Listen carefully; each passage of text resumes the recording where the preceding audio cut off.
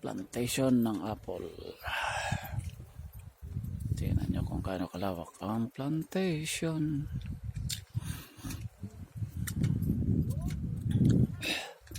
Puro apple yan hanggang doon. Tapos kabila. Ayan, maraming apple. Doon hanggang doon sa kabila.